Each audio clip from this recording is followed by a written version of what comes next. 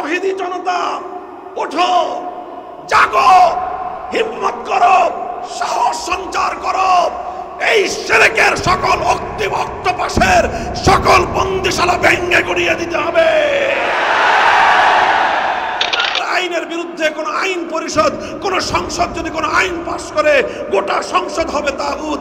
আল্লাহর আইনের বিরুদ্ধে কোন আদালত যদি কোন আইন তৈরি করে, কোন বিচারপতি যদি কোন আইন তৈরি করে, সেই বিচারক, সেই বিচারালয়, সেই বিচারপতি সবগুলোই হবে তাগুতের আখড়া। আল্লাহর কোন আইন বুঝে আসুক বা না আসুক, এটাকে অবজ্ঞা করতে পারবে না কেউ।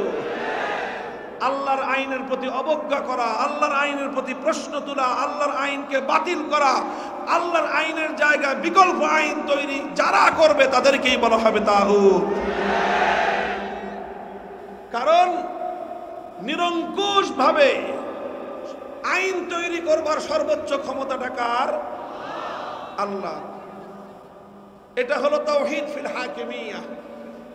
ইবাদত প্রাপ্তির আসন যেরকম একমাত্র কার, ঠিক তদ্রূপ চূড়ান্ত ভাবে আইন তৈরি করবার একচ্ছত্র ক্ষমতার মসনদ কার? কাজেই অন্য কেউ আল্লাহর এই চূড়ান্ত ক্ষমতাকে নিয়ে কাড়াকাড়ি করতে পারবে না।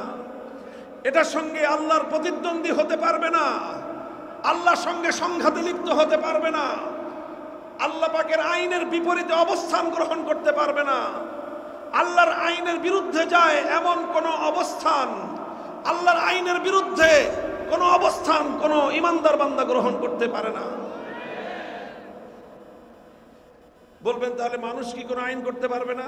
হ্যাঁ, মানুষ আইন করতে পারবে, তবে মানুষের আইনের মধ্যে একটা বৈশিষ্ট্য থাকতে হবে, সেটা হলো মানুষের কোনো আইন আল্লাহ পাকের কোনো আইনের সঙ্গে সাংঘর্ষিক হতে পারবে না, আল্লাহর কোনো আইনের বিপরীত এবং বিরুদ্ধে যেতে পারবে না। যখনই মানুষের বানানো কোনো আইন আল্লাহ পাকের কোনো আইনের সামান্য পরিমাণ বিপরীতে যাবে, সঙ্গে সঙ্গে মানুষের সেই আইন অকার্যকর হয়ে যাবে, বাতিল বলে গণ্য হবে। এই যে এইভাবে আইন তৈরি করবার সর্বোচ্চ প্রশ্নহীন ক্ষমতা, এটা হলো তাওহীদ ফিল হাকিমিয়া, অর্থাৎ আইন তৈরি করবার ক্ষেত্রে আল্লাহ পাকের তাওহীদ। এটাকে রাষ্ট্রবিজ্ঞানের ভাষায় বলা হয় সার্বভৌম ক্ষমতা। কি বলা হয়? Power of sovereignty. এমন ক্ষমতা যেই ক্ষমতাকে কেউ চ্যালেঞ্জ করতে পারে না, আনচ্যালেঞ্জেবল।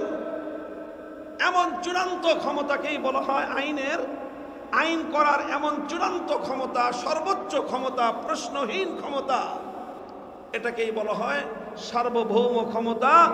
লা ইলাহা ইল্লাল্লাহর এক অর্থ হলো এই মহাবিশ্বের মধ্যে সার্বভৌম ক্ষমতা একমাত্র কার? মুহতারাম হাজিরিন, কথাটা বড় হৃদয় বিদারক, বড় মর্মান্তিক কথা, বড় কঠিন কথা হলো এই যে একজন মানুষ যদি এক আল্লাহর জায়গায় বেশি না একটা মূর্তির পূজা করে, তাকে একত্ববাদী বলা হবে না মুশরিক বলা হবে? এক আল্লাহর জায়গায় যদি একটা মূর্তিকে একবারের জন্য বসায়, সেই লোকটা একত্ববাদী ইমানদার থাকতে পারে না, সঙ্গে সঙ্গে সে কাফের মুশরিক বেঈমানে পরিণত হয়। আল্লাহর পরিবর্তে যদি শুধুমাত্র একটা দুর্গার পূজা করে, আল্লাহর পরিবর্তে যদি শুধুমাত্র একটা লাত উজ্জা অথবা মানাতের পূজা করে, আল্লাহর পরিবর্তে যদি শুধুমাত্র একটা শিখা চিরন্তন অথবা একটা শিখা অনির্বাণের কেউ পূজা করে, এক আল্লাহর পরিবর্তে যদি কোনো একজন মানুষ একটা সরস্বতী অথবা একটা কালীর পূজা করে, আল্লাহর পরিবর্তে যদি কোনো একজন মানুষ একটা কবরের পূজা করে, সেই ব্যক্তি আল্লাহ পাকের একত্ববাদে বিশ্বাসী হতে পারে না, সেই লোকটা সঙ্গে সঙ্গে কাফের মুশরিক আর বেঈমানে পরিণত হয়। আল্লাহ পাককে যেরকম তাও ইবাদতের ক্ষেত্রে আল্লাহর একত্ববাদকে মানতে হয়, বিশ্বাস করতে হয়, তবেই একজন মানুষ মুওয়াহ্হিদ একত্ববাদী আর বিশ্বাসী ইমানদার হতে পারে। কিন্তু আফসোস, সদ আফসোস, সমাজের মধ্যে লক্ষ নয় কোটি কোটি মানুষ এমন রয়েছে, এক আল্লাহর জায়গায় কেউ 60 জনের মন্ত্রী সভাকে, কেউ এক আল্লাহর জায়গায় 350 এমপিকে আইন তৈরি করবার সার্বভৌম ক্ষমতায় বিশ্বাস করে। অথচ সে নিজেকে ইমানদার বলে পরিচয় দেয়। আল্লাহর কসম খেয়ে বলি, আসমান আর জমিনের মধ্যখানে এর চেয়ে আশ্চর্যজনক কোনো কথা হতে পারে না।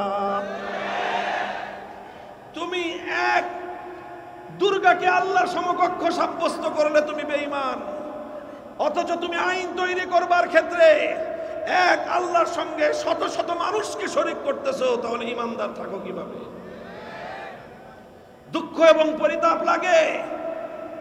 আমার যেই দেশে আমরা বসবাস করছি, দীর্ঘদিন প্রায় পৌনে এক শতাব্দী যাবৎ, পৌনে এক শতাব্দী পর্যন্ত একটা অভিশপ্ত অক্টোপাস জাতিকে ঘেরাও করে আছে। আমাদের এই জাতিকে অভিশাপের একটা অক্টোপাস বন্দী করে রেখেছে। আমরা ইচ্ছা এবং অনিচ্ছায় শিরকের এই অক্টোপাস থেকে মুক্ত হতে পারছি না। বাংলার তরুণ জনতা, তাওহীদি জনতা, ওঠো, জাগো, হিম্মত করো, সাহস সঞ্চার করো। এই শিরকের সকল অক্টোপাসের সকল বন্দিশালা ভেঙে গুড়িয়ে দিতে হবে।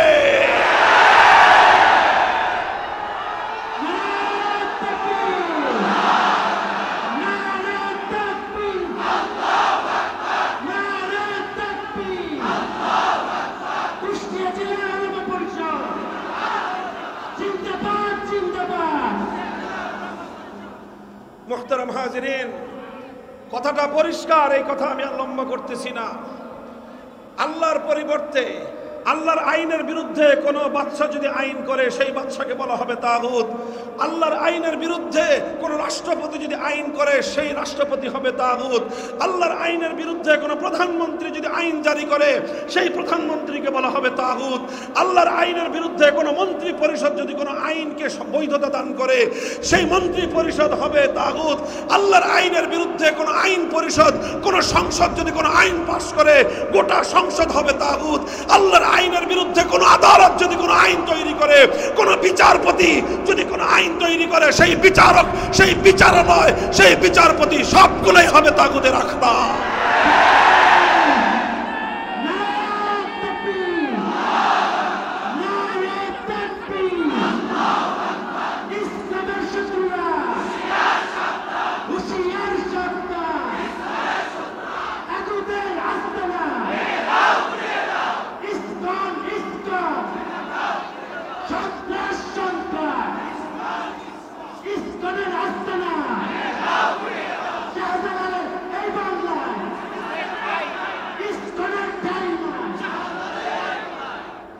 মুহতারাম হাজিরিন, তাগুতের পরিচয়টাকে বুঝবার পর এই প্রসঙ্গে আমি আমার সর্বশেষ বক্তব্য যেটা বলতে চাই, দীর্ঘ আলোচনায় যাব না।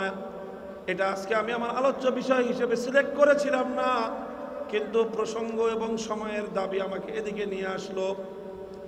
আমরা 1947 সালে আমার এই সম্প্রদায়ে, আমার এ জাতির সোনার সন্তানেরা, আমার পূর্বপুরুষ, আপনার পূর্বপুরুষরা, আমাদের বাবারা, দাদারা আল্লাহর এই জমিনে আল্লাহর সার্বভৌমত্ব কায়েম করবার জন্য, আল্লাহর এই জমিনকে একমাত্র আল্লাহর আইনের শাসনের আওতায় আনবার জন্য, একমাত্র আল্লাহর আইন দ্বারা যেন আমার দেশটা, এই জাতি, এই জনপদ যেন পরিচালিত হয়, তারা অনেক সংগ্রাম করেছিল, অনেক ত্যাগ আর কোরবানি স্বীকার করেছিল, অনেক স্যাক্রিফাইস তারা করেছিল, ত্যাগের নজরানা পেশ করেছিল।